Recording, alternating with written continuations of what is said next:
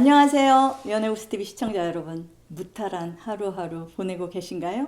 오늘은요. 수도 없이 넘쳐나는 정력 강화 식품들이 정말로 효과가 있는지, 또 선택 기준은 뭔지, 그리고 또 우리 중년들의 영원한 고민거리죠. 여자분들 요실금, 남자분들 전립선 비대증, 방치할 경우에 어떤 위험성이 있는지, 또 왜 꼭 치료받아야 하는지, 자, 전문가와 함께하는 시간을 갖도록 하겠습니다.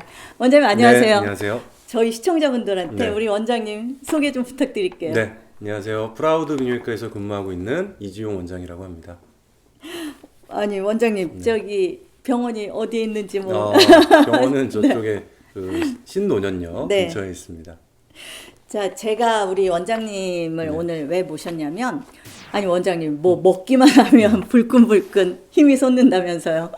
건강식품들이 지금 홍수처럼 넘쳐나고 있잖아요. 근데 사실 우리 이 뭐 한두 개, 서너 개, 많게는 뭐 10개씩 안 먹는 사람이 없을 텐데 안 먹을 수는 없잖아요. 그런데 또 무조건 많이 먹는다고 좋은 게 아닐 텐데 건강식품의 어떤 선택의 기준이 있을까요? 네, 그래서 굉장히 건강 보조 식품이 많이 나오고 많이 있죠. 나오고 네, 있죠. 굉장히 많이 나오고 있는데 네. 그렇다고 뭐 나오는 네. 생산되는 다 판매되는 먹을 수는 제품을 없죠. 다 먹을 수 없죠. 네네. 예, 본인한테 맞는 거를 선택해서 먹는 게 중요할 것 같습니다. 그걸 선택하는 기준이 뭘까요? 예를 들어서 요즘에 제가 대표적으로 이제 남성분들, 네. 중년의 남성분들 뭐 예방적 목적으로 네, 네. 이제 소팔메토라고 해서 네, 네, 네. 그래서 그거를 많이 드시는 분들이 네, 있는 네. 것 같아요. 그래서 그거는 보통 이제 전립선 비대증 있는 분들한테 어떤 도움을 줄 수 있다 이런 목적으로 이제 광고도 많이 하고 실제로 복용하는 분들이 많이 있는데 사실 그거는 연구를 해봤더니 뭐 사실 전립선 비대증이 있는 분들한테 뭐 소팔메토를 먹은 분과 먹지 않은 분을 비교해 보면 사실 임상적으로는 큰 차이는 없는 걸로 되어 있어요. 네, 맞아요. 그래서, 저 뉴스에서 봤어요. 네. 그래서 물론 이제 그거는 치료약은 아닙니다. 전문 그럼 의약품은 아니기 때문에. 소팔메토라는 게 어떤 회사의 제품 이름이 아니라 성분 이름이에요? 성분 이름이에요. 아, 저는 지금 깜짝 놀랐어요. 네네. 어떤 회사의 제품 이름인 줄 네. 알고. 아, 성분 성분명이고요. 이름이구나. 네, 성분명이고. 그래서 당연히 이거는 전문 의약품은 아니기 때문에 물론 치료 효과를 주진 않지만 뭐 도움을 줄 수 있다. 보조제 정도 생각하시면 되는데 근데 그러면은 중년 남성분들이 이 소팔메토를 다 복용을 해야 되는 거냐? 이거를 먹었을 때 나타날 수 있는 다른 어떤 뭐 부작용이라든지 생각해야 될 어떤 다른 게 있느냐 하면 이거는 이제 남성 호르몬에 영향을 미칠 수가 있어요. 아, 네. 예, 그래서 실제로 이걸 장기간 복용하게 되면 이제 성기능에 어떤 악영향을 미칠 수도 있습니다. 그렇기 때문에 그런 것도 다 고려를 해야 됩니다. 그 다음 이제 뭐 보통 이제 석류 또는 뭐 이소플라본이라고 하는 그런 이제 성분으로 되어 있는 건강보조제도 많이 있는 것 같아요. 그래서 그런 거는 여성 호르몬의 또 전구체예요. 네. 그렇기 때문에 그거를 이제 보통 정상적인 성기능이 있는 이제 남성들이 복용하게 되면 성기능 저하를 유발할 수도 있습니다. 네. 네. 저는 개인적으로 저 석류 먹고 있거든요. 여성분들은 괜찮죠. 아, 네. 네, 여성분들은 괜찮은데 남성분들은 이제 그런 거를 장기간 복용하게 되면 이제 반대로 성기능 저하를 유발할 수도 있어요. 그러면 어떤 성분을 알고서 내가 먹어도 될까 말까? 맞아요. 체질. 네, 그런 걸 다 고려해서 복용을 하셔야겠죠. 네. 그러면 뭐 정말 무슨 예능 같은 걸 보면 막 10개씩 그냥 보조제로만 생각해야겠죠? 맞아요. 네. 이걸 뭐 그 건강보조식품을 먹는다고 해서 내가 네. 가지고 있는 질병이 치료가 되고 네. 없어진다 이렇게 생각하시면 안 네, 되고 네. 도움을 주는 네, 그런 그러면 정도로 생각하셔야겠죠. 개인적인 질문이지만 네. 선생님도 드시고 계신가요? 저는 원래 잘 안 먹었어요 그런 네, 거. 네. 그러니까 나는 아직 건강한 것 같은데 네, 네. 내가 굳이 이런 걸 먹어야 되나 했는데 실제로 이제 나이를 먹다 보니까 문제점들이 생기더라고요. 그래서 저는 지금 먹는 거는 그냥 종합 비타민제 이거는 먹고 있습니다. 네. 저도 한 서너 개는 먹고 있는데요. 네. 아, 그러면 우리 건강식품에 대해서는 자신의 체질 그리고 약의 성분 이런 것들을 잘 알아보는 게 중요하다라는 거고요. 이제 두 번째 여자분들 요실금 얘기예요. 자, 요실금은 치료가 가능할까요? 결론적으로 말씀은 치료가 되죠. 아니 근데 정말 원장님 저희 친정 엄마도 평생 그 고생을 하셨는데 약이나 수술로 요실금 치료가 가능한가요? 그럼요. 충분히 치료 가능합니다. 그래서 요실금 중에 이제 복합성 요실금이라는 이제 요실금이 있어요. 배에 힘이 올라갔을 때 나타나는 요실금은 아마 가장 일반적일까요? 맞아요. 여성분들한테 가장 많이 있는 건데 그건 이제 수술적인 치료로 간단하게 치료가 가능하고요.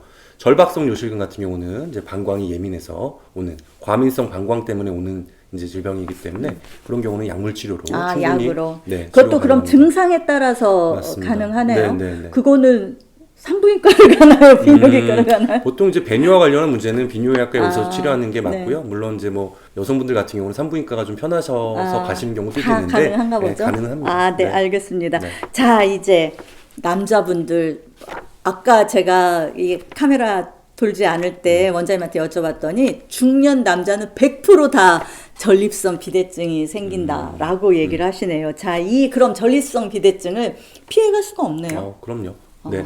전립선 비대증은 이제 보통 저희가 통계 조사를 해보면 50세 이상에서는 50%, 60세 이상에서는 60% 이상이 이제 발생한다고 알려져 있습니다. 그래서 전립선이 비대해지는 거는 그냥 기본적으로 노화 현상으로 생긴다라고 생각하시면 될 것 같아요. 그러면 피해갈 수가 없다면 모든 남자들이 치료를 해야 되는 거예요? 뭐 모든 남자가 치료해야 되는 건 아니죠.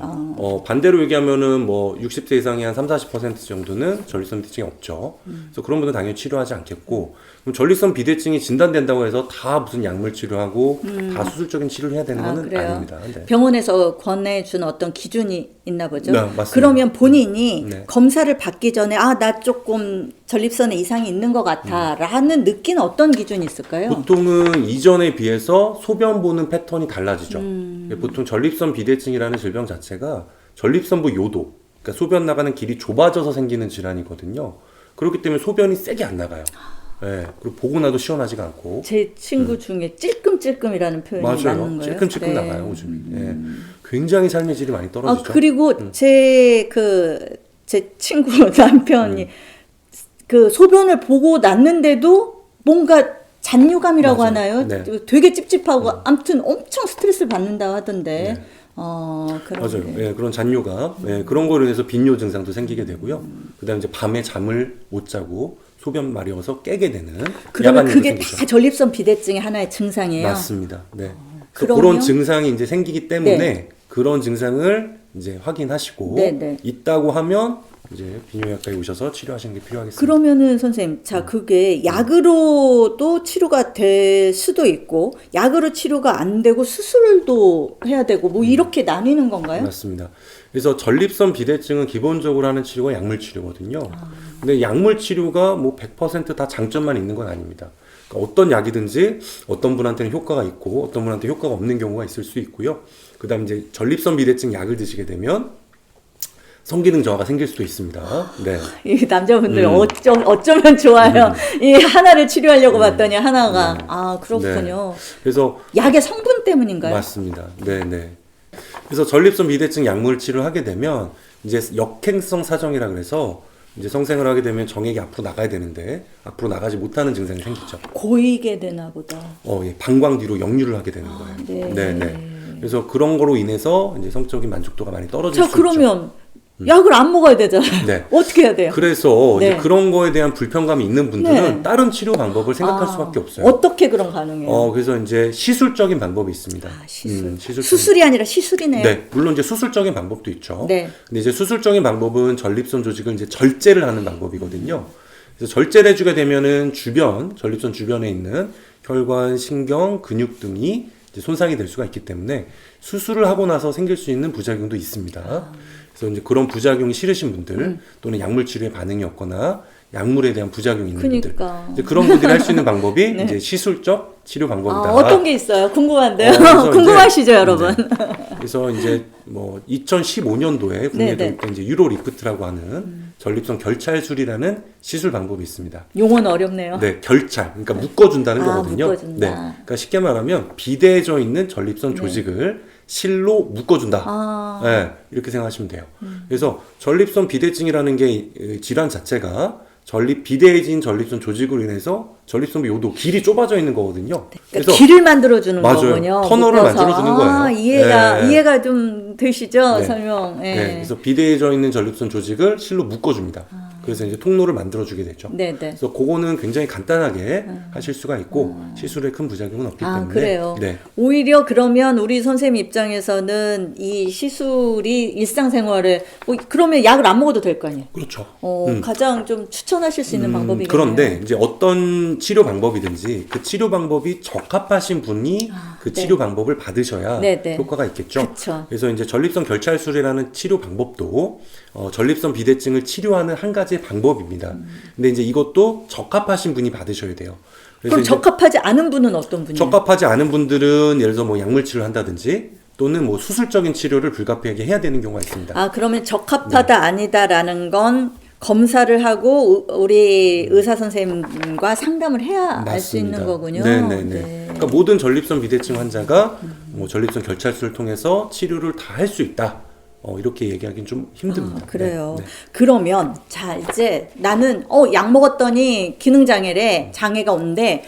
수술 무서워. 나 아무것도 안 할 거야. 자 방치했어요. 어떻게 될까요? 방치하게 되면 그게 제일 무서운 거예요. 그러니까 어떤 질병이든지 빠른 검사와 치료를 하지 않게 되면 합병증이 생깁니다. 합병증. 네, 어떤 그게 제일 합병증이? 무섭죠. 그래서 전립선이라는 이 장기 자체가 동떨어져 있는 곳이 아니에요. 바로 위에는 방광이라는 데가 있죠. 그러니까 방광이라는 곳은 이제 소변을 저장하는 곳입니다. 그래서 방광 기능에 저하가 생길 수가 있어요. 그래서 과민성 방광 증상이라든지 또는 이제 방광의 기능이 저하돼서 방광 수축력이 떨어지는 경우도 생깁니다. 그다음 이제 그 소변이라는 것이 뭐 깨끗한 정수된 물이 아니죠. 거기 안에 여러 가지 이물질 같은 게 있는데 배뇨가 원활하지 않게 되면은 여러 가지 요로 감염 또는 뭐 결석 이런 게 생길 수도 있고 상부 요로에도 영향을 미치죠. 그러면 네. 당뇨 합병증만큼이나 사실은 그럼요. 전립선 네. 방치도 위험한 위험합니다. 그래서 아주 네. 합병증이 생기네요. 맞습니다. 그래서 그 신장 기능이 저하가 올 수도 있어요. 그러니까 신장이라는 것은 소변을 만들어주는 그렇죠. 곳이죠. 근데 소변이 정상적으로 잘 못 나내려가게 되면 이제 수신증이라는 게 생길 수 있고 신기능 저하까지도 올 수 있습니다. 갑자기 여러분 너무 머리가 아파지죠. 그러면 실제로 그 중년 남자는 무조건 이게 예를 들어서 작년에는 괜찮았는데 올해 네. 나빠질 수도 있잖아요. 그럼요. 그러면 거의 해마다 2년마다 뭐 어느 정도로 이건 검사를 받아봐야 될까요? 사실 이제 정해져 있는 기준은 없어요. 그래서 우선은 한 50세 우리 이상 건강검진 받잖아요. 네, 건강검진에서 보통은 네. 전립선에 대한 게 필수 건강검진 항목으로 들어가 있지는 않습니다. 아직은. 그래요? 네네네. 그래서 뭐 선택적인 항목으로 이제 검사를 하실 수는 있는데 보통 이제 50세 이상이 되셨을 때 이전과 비교해서 소변 패턴의 변화가 있다, 소변 보는데 불편감이 생겼다, 또는 가족력이 있다라고 하면은 정기적으로 전립선 상태를 확인해 보는 게 필요하겠습니다. 맞아요. 우리 중년이 되면 병원하고 친해져야 오래 살고 건강하게 뭐든지 이미 증상이 시작됐고 악화가 됐으면 그때는 훨씬 더 나쁜 결과를 치료하기가 갖게 되잖아요. 힘들어요. 네. 그렇군요. 네, 네. 그러면 실제로 우리 그 프라우드 비뇨기과에 가장 많은 환자들이 전립선 관련 환자분들이신가요? 질환으로 오시는 분들 중에서는 전립선 비대증 환자가 제일 많습니다. 네네. 원장님 정말 오늘 네. 귀한 시간 내주셔서 네. 감사드리고요. 혹시 이런 오늘 그 제가 건강식품 요실금 전립선 대화를 나눴는데 제 마음속의 결론은 병원과 친해져야겠다라는 결론을 냈는데 우리 원장님 더 하시고 싶은 말씀 있으세요? 네, 우선은 이제 전립선 비대증을 예로 들면 이제 중년의 남자는 누구나 올 수 있고요. 방치하게 되면 합병증이 생기고 합병증이 생기게 되면 치료하기가 굉장히 힘들어집니다. 그래서 이전과 비교해서 소변 패턴이 많이 달라졌다고 하시면 이제 빨리 비뇨기과에 오셔서 검사를 해보시는 게 좋겠고 치료 방법도 한 가지만 있는 건 아니거든요. 적합한 치료 방법을 선택해서 빨리 치료를 하게 되면 이제 삶의 질을 향상시키고 이제 중년 생활을 더 활발하게 하실 수 있다. 네. 여러분 이상 정력 강화에 도움이 되는 식품들의 선택 기준과 요실금, 전립선 비대증에 대해서 비뇨의학과 이지영 원장님의 의견을 들어봤습니다. 여러분들의 고민과 선택에 도움이 되셨기를 바랍니다. 오늘 저랑 대담을 진행해 주신 프라우드 비뇨기과 원장님 감사드리고요. 저희 연예구스 TV 시청자 여러분들한테 특별히 이 병원에서 성기능 패키지 무료 검사를 해드린대요. 신청해 보시면 좋을 것 같네요. 언제나 행복하시고 언제나 건강하세요, 여러분. 안녕히 계세요.